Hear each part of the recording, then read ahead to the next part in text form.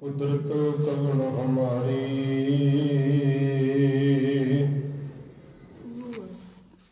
साध संग नानक जस गायो।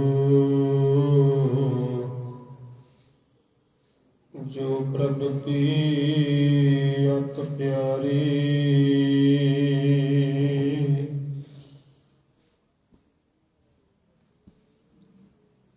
तू सुल्तान कहा हो मियाँ। तेरी कवन वडाई,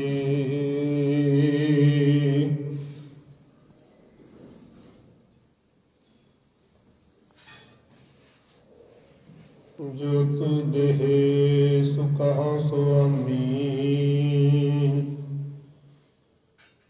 मैं मूर्ख कहण ना जाई,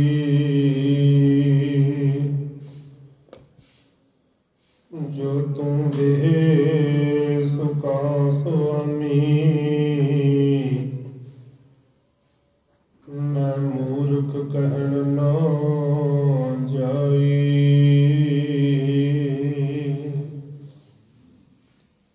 पतित पावन भगत वचन कृपा निदान, शबर तखत छतर दे मालक। जुगो जुग अटल तन तन साहिब। श्री गुरु ग्रंथ साहिब पातशाह जी की पावन पवित्र हजूरी दे विच ਅੰਮ੍ਰਿਤ ਵੇਲੇ ਤੋਂ ਸਤਿਗੁਰਾਂ ਦੇ ਪਾਵਨ ਦਰਬਾਰ ਦੀਆਂ ਹਾਜ਼ਰੀਆਂ ਭਰਦੇ ਹੋਏ ਸੇਵਾ ਤੇ ਸਿਮਰਨ ਦੀ ਵਡਮੁੱਲੀ ਦਾਤ ਪ੍ਰਾਪਤ ਕਰਨੇ ਆਪਣੇ ਜੀਵਨ ਨੂੰ ਸਫਲ ਬਣਾ ਰਹੇ ਪਰਮ ਸਨਮਾਨਯੋਗ ਸਤ ਸੰਗੀ ਪਿਆਰਿਓ, ਸਤਿਗੁਰਾਂ ਨੇ ਅਪਾਰ ਕਿਰਪਾ ਬਖਸ਼ਿਸ਼ ਕੀਤੀ ਹੈ। ਅੰਮ੍ਰਿਤ ਵੇਲੇ ਤੋਂ ਗੁਰਬਾਣੀ ਦੇ ਨਾਲ ਜੁੜਨ ਦਾ ਸੁਭਾਗਾ ਸਮਾਂ ਪ੍ਰਾਪਤ ਹੋਇਆ।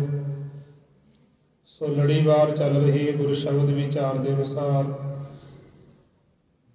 ਗੌੜੀ ਰਾਗ ਦੇ ਵਿੱਚ ਚੌਥੇ ਪਾਤਸ਼ਾਹ ਸਤਿਗੁਰੂ ਗੁਰੂ ਰਾਮਦਾਸ ਸਾਹਿਬ ਜੀ ਦੁਆਰਾ ਉਚਾਰਨ ਕੀਤੀ ਹੋਈ ਵਾਰ ਪੌੜੀਆਂ ਦੇ ਰੂਪ ਦੇ ਵਿੱਚ ਇਸ ਵਾਰ ਦੀ 7ਵੀਂ ਪੌੜੀ ਨਾਲ ਸੰਬੰਧਿਤ ਸ਼ਲੋਕ, ਜਿਨ੍ਹਾਂ ਦੀ ਵਿਚਾਰ ਅੱਜ ਦੇ ਇਸ ਅੰਮ੍ਰਿਤ ਵੇਲੇ ਦੇ ਦੀਵਾਨ ਦੇ ਵਿੱਚ ਆਪਾਂ ਨੇ ਸਰਵਣ ਕਰਨੀ ਹੈ। ਸਤਿਗੁਰੂ ਰਹਿਮਤ ਕਰਨਾ, ਮਨ ਕਰਕੇ ਸੁਰਤ ਕਰਕੇ ਗੁਰ ਸ਼ਬਦ ਦੀ ਵਿਚਾਰ ਅਸੀਂ ਸਰਵਣ ਕਰ ਸਕੀਏ। ਜਿੱਥੇ ਤਨ ਕਰਕੇ ਹਾਜ਼ਰੀਆਂ ਲਵਾਈਆਂ ਨੇ, ਮਨ ਕਰਕੇ ਹਾਜ਼ਰੀ ਸਤਿਗੁਰਾਂ ਦੇ ਪਾਵਨ ਚਰਨਾਂ ਦੇ ਵਿੱਚ ਪ੍ਰਵਾਨ ਹੋ ਜਾਏ। ਸੋ ਅੱਜ ਦਾ ਇਹ ਪਾਵਨ ਸ਼ਬਦ, ਸ਼ਲੋਕ ਅਤੇ ਪੌੜੀ ਧੰਨ ਸਾਹਿਬ ਸ੍ਰੀ ਗੁਰੂ ਗ੍ਰੰਥ ਸਾਹਿਬ ਪਾਤਸ਼ਾਹੀ ਦੇ ਪਾਵਨ ਅੰਗ 302 ਅਤੇ 303 ਤੇ ਸੁਭਾਏਮਾਨ ਨੇ। ਪਹਿਲੇ ਸ਼ਲੋਕ ਦੇ ਵਿੱਚ ਸਤਿਗੁਰੂ ਗੁਰੂ ਰਾਮਦਾਸ ਸਾਹਿਬ ਜੀ ਬਖਸ਼ਿਸ਼ ਕਰਦੇ ਨੇ। ਸ਼ਲੋਕ ਮਹਲਾ ਚੌਥਾ। ਸ਼ਲੋਕ ਇਹ ਖੁਸ਼ੀ ਦਾ ਗੀਤ। ਮਹਲਾ ਚੌਥਾ। ਚੌਥੇ ਪਾਤਸ਼ਾਹ ਸਤਿਗੁਰੂ ਗੁਰੂ ਰਾਮਦਾਸ ਸਾਹਿਬ ਜੀ ਦਾ ਉਚਾਰਨ ਕੀਤਾ ਹੋਇਆ ਇਹ ਪਾਵਨ ਸ਼ਲੋਕ। ਸਤਿਗੁਰ ਧਰਤੀ ਧਰਮ ਹੈ, ਤਿਸ ਵਿੱਚ ਜੇਹਾ ਕੋ ਬੀਜੇ ਤੇਹਾ ਫਲ ਪਾਏ। ਗੁਰ ਪਿਆਰਿਓ, ਜੋ ਸਤਿਗੁਰੂ ਹੈ ਪਾਤਸ਼ਾਹ ਜੀ ਆਖਦੇ ਨੇ ਉਹ ਧਰਮ ਦੀ ਧਰਤੀ ਹੈ। ਜਿਵੇਂ ਆਪਾਂ ਖੇਤ ਦੇ ਵਿੱਚ ਬੀਜ ਬੋਨੇ ਹੈ ਤੇ ਜੋ ਬੀਜ ਅਸੀਂ ਬੋਨੇ ਹੈ ਉਹੀ ਫਸਲ ਰੂਪ ਦੇ ਵਿੱਚ ਵੱਢਦੇ ਹਾਂ। ਜਿਹੋ ਜਿਹਾ ਅਸੀਂ ਬੀਜ ਬੋਨੇ ਆ, ਕਣਕ ਬੋਈਏ ਤੇ ਕਣਕ ਨੇ ਪੈਦਾ ਹੋ ਜਾਣਾ, ਕਣਕ ਵੱਢਣੀ ਪੈਣੀ ਹੈ। ਝੋਨਾ ਲਗਾਉਂਦੇ ਹਾਂ ਅਸੀਂ ਤੇ ਝੋਨਾ ਅਸੀਂ ਵੱਢਦੇ ਹਾਂ। ਜਿਹੋ ਜਿਹਾ ਅਸੀਂ ਜ਼ਮੀਨ ਦੇ ਵਿੱਚ ਬੀਜ ਬੋਨੇ ਹੈ, ਉਸੇ ਤਰ੍ਹਾਂ ਦਾ ਜਿਹੜਾ ਉਸੇ ਰੂਪ ਦੇ ਵਿੱਚ ਜਿਹੜਾ ਫਲ ਹੈ ਉਹ ਸਾਨੂੰ ਪ੍ਰਾਪਤ ਹੁੰਦਾ ਹੈ। ਪਾਤਸ਼ਾਹ ਜੀ ਆਖਦੇ ਨੇ ਸਤਿਗੁਰੂ ਹੈ ਜੋ ਉਹ ਧਰਮ ਦੀ ਧਰਤੀ ਹੈ। ਸਤਿਗੁਰ ਧਰਤੀ ਧਰਮ ਹੈ, ਤਿਸ ਵਿੱਚ ਸਤਿਗੁਰੂ ਹੈ ਜੋ ਧਰਮ ਦੀ ਧਰਤੀ ਹੈ। ਇਸ ਦੇ ਵਿੱਚ ਪਾਤਸ਼ਾਹ ਜੀ ਆਖਦੇ ਨੇ, ਜਿਹਾ ਕੋ ਬੀਜੇ ਤੇਹਾ ਫਲ ਪਾਏ। ਜਿਹਾ ਕੋਈ ਬੀਜ ਬੋਂਦਾ ਉਹ ਜਿਹਾ ਉਹਨੂੰ ਫਲ ਮਿਲ ਜਾਂਦਾ। ਕਹਿਣ ਤੋਂ ਮੁਰਾਦ ਗੁਰਮੁਖ ਜਨੋ, ਸਤਿਗੁਰੂ ਧਰਮ ਦਾ ਰੂਪ ਹੈ, ਧਰਮ ਦੀ ਧਰਤੀ ਹੈ, ਤੇ ਇਸ ਧਰਮ ਦੀ ਖੇਤੀ ਦੇ ਵਿੱਚ ਮਨੁੱਖ ਜਿਹੋ ਜਿਹੇ ਆਪਣੇ ਕਰਮਾਂ ਦੇ ਬੀਜ ਬੋਂਦਾ ਹੈ ਉਹਨਾਂ ਦਾ ਨੂੰ ਫਲ ਮਿਲਦਾ ਹੈ।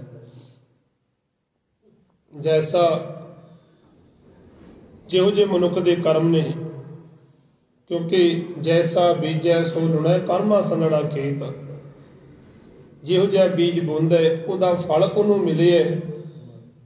ਪਰ ਇੱਥੇ ਗੁਰਮੁਖ ਜਨੋ ਇੱਕ ਬੇਨਤੀ ਹੋਰ ਕਰੀਏ ਕਿ ਸਤਿਗੁਰੂ ਕੇਵਲ ਕਰਮ ਤੱਕ ਹੀ ਮਨੁੱਖ ਨੂੰ ਸੀਮਤ ਨਹੀਂ ਰਹਿਣ ਦਿੰਦੇ। ਸਤਿਗੁਰੂ ਆਖਦੇ ਨੇ, ਭਲਿਆ ਤੂੰ ਕਰਮ ਕਰ, ਤੇ ਕਰਮ ਦਾ ਫੈਸਲਾ ਉਸ ਅਕਾਲ ਪੁਰਖ ਵਾਹਿਗੁਰੂ ਨੇ ਕਰਨਾ। ਪਰ ਜੇ ਉਸ ਅਕਾਲ ਪੁਰਖ ਵਾਹਿਗੁਰੂ ਦੀ ਰਹਿਮਤ ਹੋ ਗਈ, ਬਖਸ਼ਿਸ਼ ਹੋ ਗਈ, ਉਹ ਪਰਮਾਤਮਾ ਪਿਛਲੇ ਅਵਗੁਣ ਬਖਸ਼ ਲਏ, ਪ੍ਰਭ ਆਗੇ ਮਾਰਗ ਪਾਵੇ, ਤੇਰੇ ਪਿਛਲੇ ਗੁਨਾਹਾਂ ਨੂੰ ਮਾਫ ਕਰਕੇ ਤੈਨੂੰ ਧਰਮ ਦੇ ਰਸਤੇ ਤੇ ਤੋਰ ਦੇਗਾ। ਸੋ ਸਤਿਗੁਰੂ ਹੈ, ਇਹ ਧਰਮ ਦੀ ਖੇਤੀ ਹੈ, ਧਰਮ ਦੀ ਧਰਤੀ ਹੈ। ਮਨੁੱਖ ਜਿਹੋ ਜਿਹੇ ਕਰਮ ਕਰਦਾ ਉਹਨਾਂ ਕਰਮਾਂ ਦਾ ਪ੍ਰਤੀਕਰਮ ਉਹਨੂੰ ਮਿਲਦਾ ਹੈ। ਸਤਿਗੁਰੂ ਆਖਦੇ ਨੇ, ਗੁਰ ਸਿੱਖੀ ਅੰਮ੍ਰਿਤ ਬੀਜੇ ਹੈ। ਜਿਹੜੇ ਗੁਰਸਿੱਖ ਨੇ, ਨਾਮ ਜਪਣ ਵਾਲੇ, ਸੇਵਾ ਸਿਮਰਨ ਕਰਨ ਵਾਲੇ, ਉਹ ਬੀਜ ਕਿਹੜਾ ਬੋਂਦੇ ਨੇ? ਸਤਿਗੁਰੂ ਆਖਦੇ ਨੇ, ਗੁਰਸਿੱਖੀ ਅੰਮ੍ਰਿਤ ਬੀਜੇ ਹੈ। ਗੁਰਸਿੱਖਾਂ ਨੇ ਵਾਹਿਗੁਰੂ ਦੇ ਅੰਮ੍ਰਿਤ ਦਾ ਨਾਮ, ਅੰਮ੍ਰਿਤ ਰੂਪੀ ਨਾਮ ਦਾ ਬੀਜ ਬੋਲੇ ਹੈ। ਤਿੰਨ ਅੰਮ੍ਰਿਤ ਫਲ ਹਰ ਪਾਏ। ਹੁਣ ਜਦੋਂ ਗੁਰਸਿੱਖਾਂ ਨੇ ਸੇਵਾ ਦਾ, ਸਿਮਰਨ ਦਾ, ਨਾਮ ਦਾ ਬੀਜ ਬੋਇਆ, ਪਾਤਸ਼ਾਹ ਜੀ ਕਹਿਣ ਲੱਗੇ, ਫਿਰ ਨਾਮ ਦਾ ਹੀ ਫਲ ਉਹਨਾਂ ਦੀ ਝੋਲੀ ਦੇ ਵਿੱਚ ਪੈ ਗਿਆ। ਇਹ ਸੰਸਾਰ ਇੱਕ ਕਰਮ ਭੂਮੀ ਵੀ ਹੈ, ਇਹ ਸੰਸਾਰ ਹੀ ਭੋਗ ਭੂਮੀ ਵੀ ਹੈ। ਚੇਤੇ ਰੱਖਣਾ ਗੁਰਮੁਖ ਜਨੋ, ਮਨੁੱਖ ਇਸ ਧਰਤੀ ਤੇ ਸੰਸਾਰ ਦੇ ਵਿੱਚ ਜਿਹੋ ਜਿਹੇ ਕਰਮ ਕਰਦਾ ਹੈ ਵੈਸਾ ਹੀ ਉਹਨੂੰ ਫਲ ਮਿਲ ਜਾਂਦਾ ਹੈ। ਪਾਤਸ਼ਾਹ ਜੀ ਆਖਦੇ ਨੇ, ਉਹਨਾਂ ਹਾਲਤ ਪਲਤ ਮੁਖ ਉਜਲੇ। ਹੁਣ ਜਿਨ੍ਹਾਂ ਗੁਰਸਿੱਖਾਂ ਨੇ ਨਾਮ ਦਾ ਬੀਜ ਬੋਇਆ ਉਹਨਾਂ ਨੂੰ ਨਾਮ ਦਾ ਫਲ ਮਿਲ ਗਿਆ। ਅੰਮ੍ਰਿਤ ਦਾ ਬੀਜ ਬੋਇਆ ਤੇ ਅੰਮ੍ਰਿਤ ਰੂਪੀ ਪਰਮਾਤਮਾ ਦੇ ਨਾਮ ਦਾ ਫਲ ਉਹਨਾਂ ਦੀ ਝੋਲੀ ਦੇ ਵਿੱਚ ਪੈ ਗਿਆ, ਨਾਮ ਦਾ ਫਲ ਮਿਲ ਗਿਆ। ਤੇ ਪਾਤਸ਼ਾਹ ਜੀ ਆਖਦੇ ਨੇ, ਉਹਨਾਂ ਹਾਲਤ ਪਲਤ ਮੁਖ ਉਜਲੇ। ਉਹਨਾਂ ਦੇ ਲੋਕ ਪਰਲੋਕ ਦੇ ਵਿੱਚ ਜਿਹੜੇ ਮੁਖ ਨੇ ਉਹ ਉਜਲੇ ਹੋ ਗਏ। ਨਦਰੀ ਕਰਮ ਪਵੈ ਨਿਸ਼ਾਨ ਦੇ ਜਦੋਂ ਪਾਤਰ ਬਣੇ, ਪਾਤਸ਼ਾਹ ਜੀ ਆਖਦੇ ਨੇ, ਫਿਰ ਹਰ ਦਰਗਹਿ ਸੱਚੀ ਪੈ ਨਾਏ। ਪਰਮਾਤਮਾ ਦੀ ਦਰਗਾਹ ਦੇ ਵਿੱਚ ਉਹਨਾਂ ਨੂੰ ਮਾਣ ਸਤਿਕਾਰ ਵਡਿਆਈ ਮਿਲੀ। ਪਰਮਾਤਮਾ ਦੀ ਦਰਗਾਹ ਦੇ ਵਿੱਚ, ਪਰਮਾਤਮਾ ਦੇ ਘਰ ਦੇ ਵਿੱਚ ਉਹ ਗੁਰਮੁਖ ਜਨ ਪਰਵਾਨੇ ਗਏ ਜਿਨ੍ਹਾਂ ਨੇ ਆਪਣੇ ਜੀਵਨ ਕਾਲ ਦੇ ਦੌਰਾਨ ਗੁਰੂ ਦੀ ਸ਼ਰਨ ਦੇ ਵਿੱਚ ਆ ਕਰਕੇ ਨਾਮ ਦਾ ਬੀਜ ਬੋਲੇ ਹੈ। ਨਾਮ ਦੀ ਖੇਤੀ ਜਦੋਂ ਪ੍ਰਫੁੱਲਤ ਹੋਈ, ਗੁਰੂ ਨਾਨਕ ਪਾਤਸ਼ਾਹ ਦਾ ਬੜਾ ਪਿਆਰਾ ਬਚਨ ਹੈ। ਪਾਤਸ਼ਾਹ ਜੀ ਉੱਥੇ ਉਦਾਹਰਣ, ਇੱਕ ਦੁਨਿਆਵੀ ਖੇਤੀ ਦੀ ਉਦਾਹਰਣ ਦੇ ਕਰਕੇ ਗੱਲ ਪਰਮਾਤਮਾ ਦੇ ਨਾਮ ਦੀ ਕੀਤੀ ਹੈ। ਸਤਿਗੁਰਾਂ ਨੇ, ਕਿਉਂਕਿ ਗੁਰੂ ਨਾਨਕ ਪਾਤਸ਼ਾਹ ਵੇਖੋ, ਕਰਤਾਰਪੁਰ ਦੀ ਧਰਤੀ ਤੇ 18 ਸਾਲ ਗੁਰੂ ਨਾਨਕ ਸਾਹਿਬ ਜੀ ਨੇ ਖੇਤੀ ਕੀਤੀ ਹੈ। ਮਨ ਹਾਲੀ ਕਿਰਸਾਣੀ ਕਰਨੀ, ਸ਼ਰਮ ਪਾਣੀ ਤਨ ਖੇਤ, ਨਾਮ ਬੀਜ ਸੰਤੋਖ ਸੁਹਾਗਾ, ਰੱਖ ਗਰੀਬੀ ਵੇਸ। ਪਾਤਸ਼ਾਹ ਜੀ ਕਹਿਣ ਲੱਗੇ, ਤੂੰ ਆਪਣੇ ਮਨ ਨੂੰ ਹਾਲੀ ਬਣਾ। ਮਨ ਹਾਲੀ, ਹਾਲੀ ਕਹਿੰਦੇ ਹਲ ਵਾਹੁਣ ਵਾਲਾ। ਤੂੰ ਆਪਣੇ ਮਨ ਨੂੰ ਹਾਲੀ ਬਣਾ, ਕਿਰਸਾਣੀ ਕਰਨੀ, ਤੇ ਇਹੀ ਤੇਰੀ ਖੇਤੀ ਹੈ, ਤੇਰਾ ਉਦਮ ਹੀ ਤੇਰੀ ਖੇਤੀ ਹੈ, ਧਰਮ ਦੇ ਰਸਤੇ ਤੇ ਤੁਰਨਾ। ਕਿਰਸਾਣੀ ਕਰਨੀ, ਮਨਹਾਲੀ ਕਿਰਸਾਣੀ ਕਰਨੀ, ਸ਼ਰਮ ਪਾਣੀ। ਜਿਵੇਂ ਆਪਾਂ ਖੇਤੀ ਕਣਕ ਬੀਜਦੇ ਹਾਂ, ਫਿਰ ਪਾਣੀ ਲਗਾਉਂਦੇ ਹਾਂ। ਸ਼ਰਮ ਦਾ ਅਰਥ ਹੈ ਉਦਮ। ਪਾਤਸ਼ਾਹ ਜੀ ਕਹਿਣ ਲੱਗੇ, ਤੂੰ ਉਦਮ ਕਰ। ਧਰਮ ਦੇ ਰਸਤੇ ਤੇ ਤੁਰਿਆ ਵੀ, ਤੁਰਨ ਦੇ ਲੱਗਿਆ ਵੀ, ਤੂੰ ਦੇਰੀ ਨਾ ਕਰ। ਉਸ ਸਮੇਂ ਤੂੰ ਉਦਮ ਕਰ, ਛੇਤੀ ਕਰ। ਸਹਿਜ ਕ੍ਰੀਤੀ ਦੇ ਵਿੱਚ ਪਾਤਸ਼ਾਹ ਦੇ ਬੜੇ ਪਿਆਰੇ ਬਚਨ ਕਹਿਣ ਲੱਗੇ, ਨਹਿ ਵਿਲੰਬਮ ਧਰਮੰ ਵਿਲੰਬਮ ਪਾਪੰ। ਕਹਿਣ ਲੱਗੇ, ਤੂੰ ਧਰਮ ਦਾ ਕਾਰਜ ਕਰਨ ਦੇ ਲਈ ਦੇਰੀ ਨਾ ਕਰ। हाँ, जदों कोई पाप करना उदों तू देरी कर, उदों सोच। न विलंब धर्मं विलंबम पापं, कह लगे जे तू पाप करन लगे ना फिर सोच, फिर देरी कर।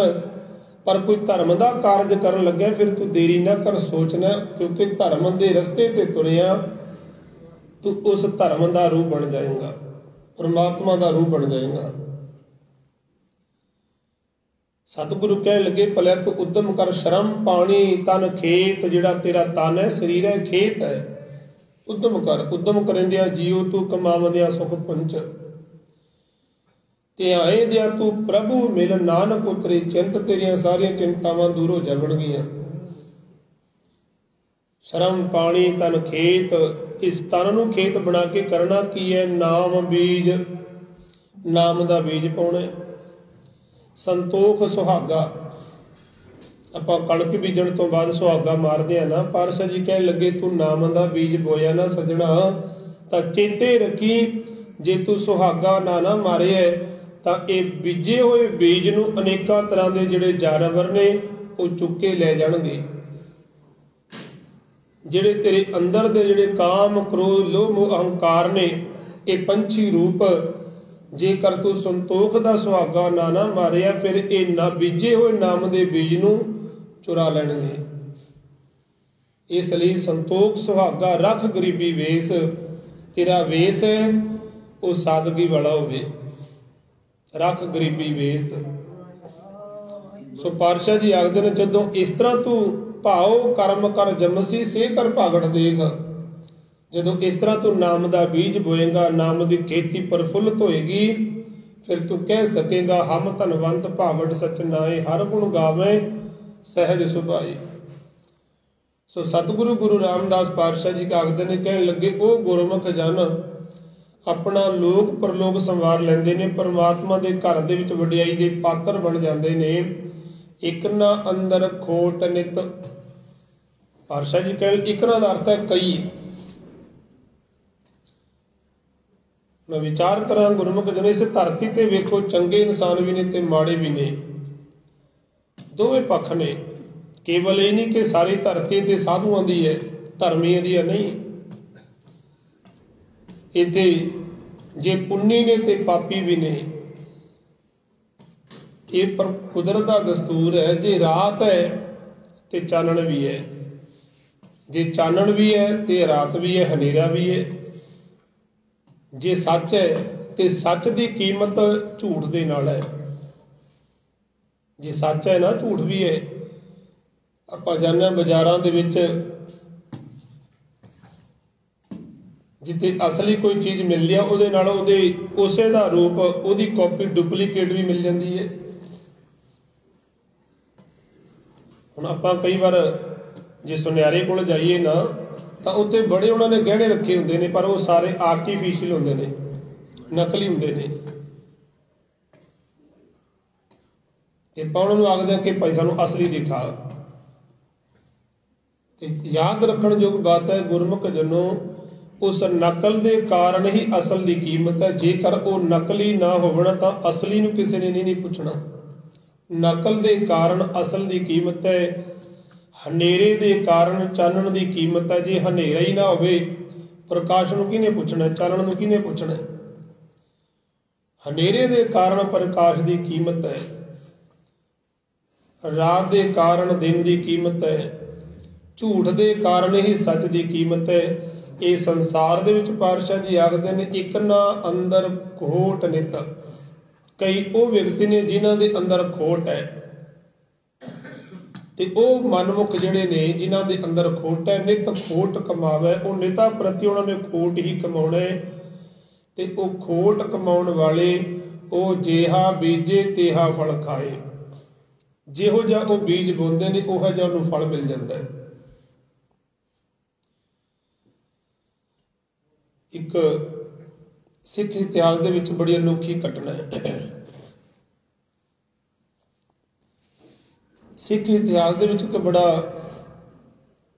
अनोखा जलूस इतिहासकारां ने इहदा नाम दिता, सिख इतिहास दे विच एक अनोखा जलूस। शायद ਭਾਰਤ ਦੀ ਧਰਤੀ ਤੇ ਨਾ ਪਹਿਲਾਂ ਇਸ ਤਰ੍ਹਾਂ ਦਾ ਜਲੂਸ ਨਿਕਲਿਆ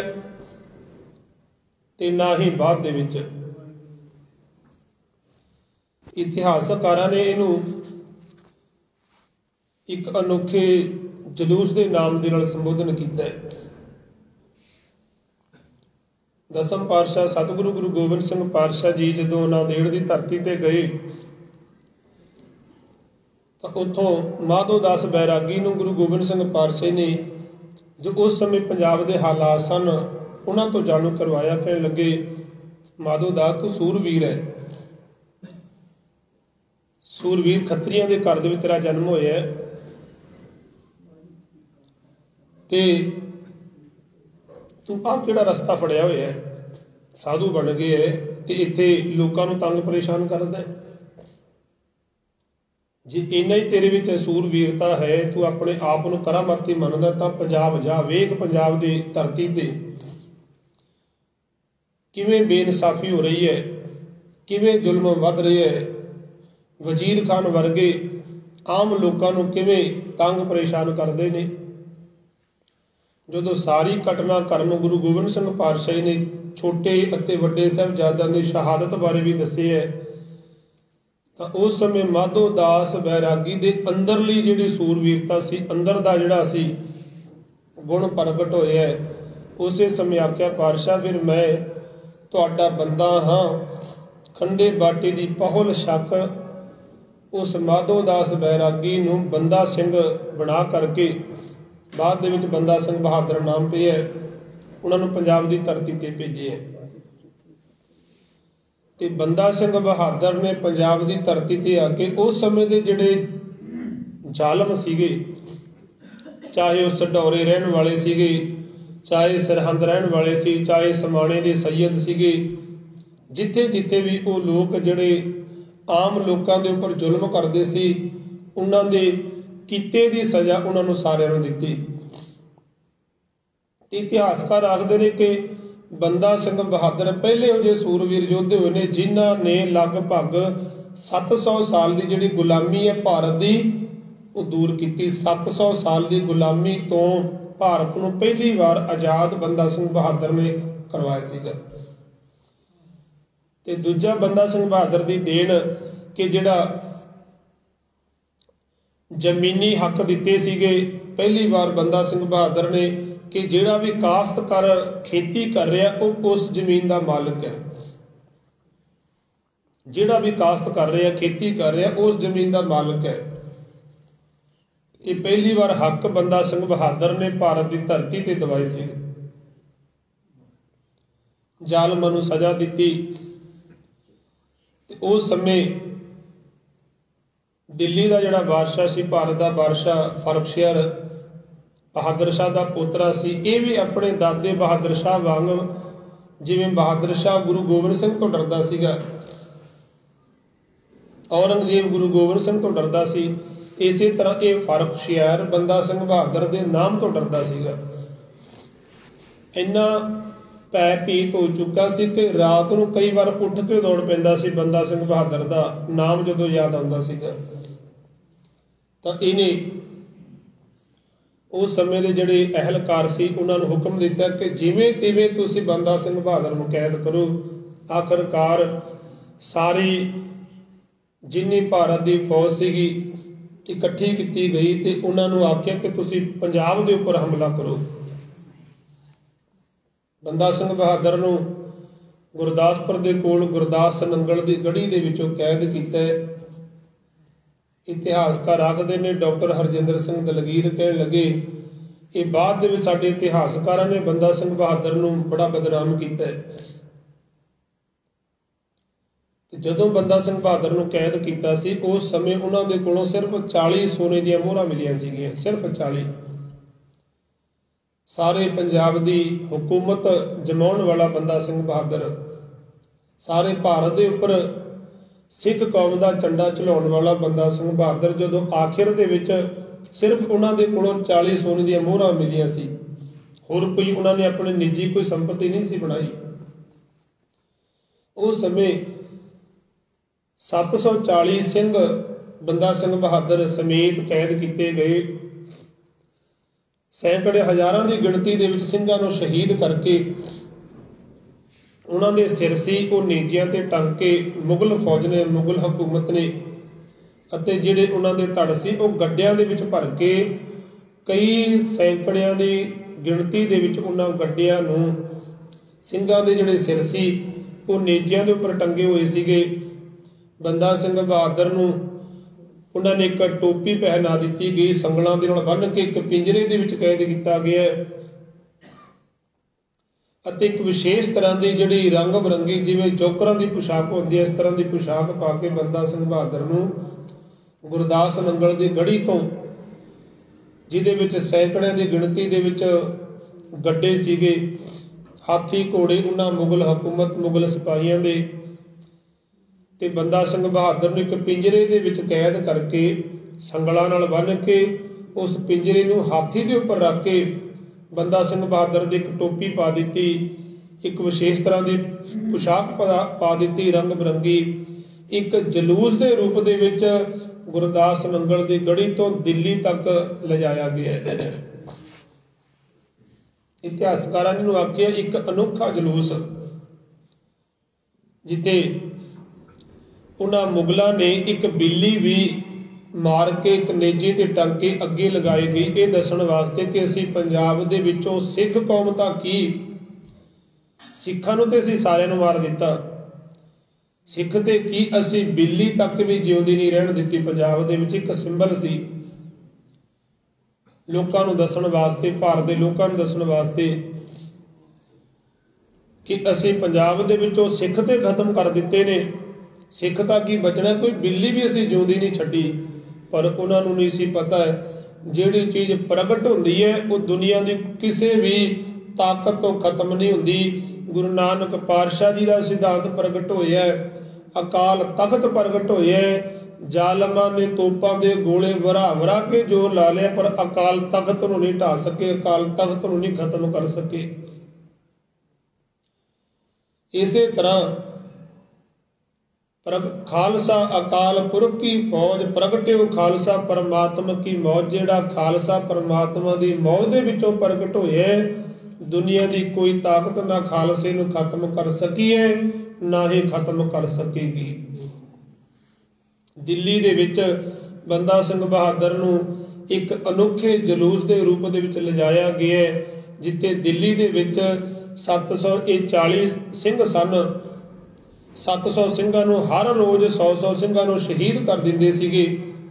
ਉਸ ਤੋਂ ਬਾਅਦ 40 ਸਿੰਘਾਂ ਦੇ ਵਿੱਚੋਂ ਭਾਈ ਬਾਜ ਸਿੰਘ ਉਹਨੂੰ ਵੀ ਸ਼ਹੀਦ ਕੀਤਾ ਗਿਆ। ਇੱਕ ਛੋਟੀ ਜਿਹੀ ਉਮਰ ਦਾ ਨੌਜਵਾਨ ਬੱਚਾ ਸੀ, ਉਹਦੀ ਮਾਂ ਦੇ ਸਾਹਮਣੇ ਉਹਨੂੰ ਵੀ ਸ਼ਹੀਦ ਕੀਤਾ ਗਿਆ। ਹਾਲਾਂਕਿ ਮਾਂ ਨੇ ਦੁਹਾਈ ਪਾਈ, ਤਰਲੇ ਲੈ ਕੇ ਮੇਰਾ ਪੁੱਤਰ ਇਕੱਲਾ ਪੁੱਤਰ ਹੈ, ਪਰ ਉਹ ਪੁੱਤਰ ਸੀ ਛੋਟੀ ਜਿਹੀ ਉਮਰ ਦਾ 12-13 ਸਾਲ ਦਾ ਸੀ ਨੌਜਵਾਨ। ਕਹਿਣ ਲੱਗਾ ਨਹੀਂ ਮਾਂ, ਮੈਂ ਗੁਰੂ ਗੋਬਿੰਦ ਸਿੰਘ ਪਾਤਸ਼ਾਹ ਦਾ ਬੱਚਾ ਹਾਂ, ਮੈਂ ਸਾਹਿਬਜ਼ਾਦਾ ਫਤਿਹ ਸਿੰਘ ਦਾ ਭਰਾ ਹਾਂ, ਸਾਹਿਬਜ਼ਾਦਾ ਜੋਰਾਵਰ ਸਿੰਘ ਦਾ ਭਰਾ ਹਾਂ, ਫਿਰ ਮੈਂ ਮੌਤ ਤੋਂ ਡਰ ਕੇ ਪਿੱਛੇ ਕਿਵੇਂ ਹਟ ਸਕਦਾ। ਉਹਨੂੰ ਵੀ ਸ਼ਹੀਦ ਕੀਤਾ ਗਿਆ।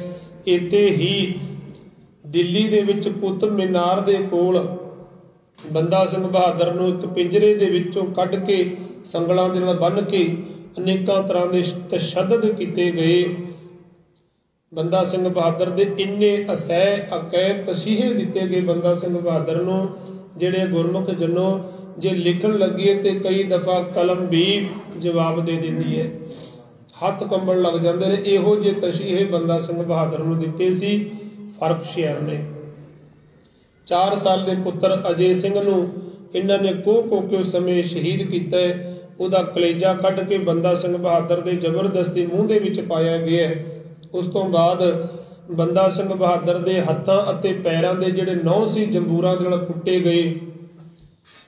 ਉੱਥੇ ਵੀ ਇਹਨਾਂ ਦੇ ਜ਼ੁਲਮ ਦੀ ਬਸ ਨਹੀਂ ਹੋਈ ਤੇ ਫਰਖਸ਼ੇਰ ਨੇ ਹੁਕਮ ਦਿੱਤਾ ਕਿ ਬੰਦਾ ਸਿੰਘ ਬਹਾਦਰ ਦੇ ਗਰਮ ਸਲਾਖਾਂ ਕਰਕੇ ਇਹਦੇ ਅੱਖਾਂ ਦੇ ਵਿੱਚ ਮਾਰੋ। ਜਿਹੜਾ ਜਿਵੇਂ ਗਰਮ ਸਲਾਖਾਂ ਹੁੰਦੀਆਂ ਨੇ, ਜਿਵੇਂ ਚਰਖੇ ਦਾ ਤਕਲਾ ਹੁੰਦਾ, ਗਰਮ ਸਲਾਖਾਂ ਕਰਕੇ ਬੰਦਾ ਸਿੰਘ ਬਹਾਦਰ ਦੀਆਂ ਅੱਖਾਂ ਦੇ ਵਿੱਚ ਉਹ ਗਰਮ ਸਲਾਖਾਂ ਮਾਰੀਆਂ ਗਈਆਂ।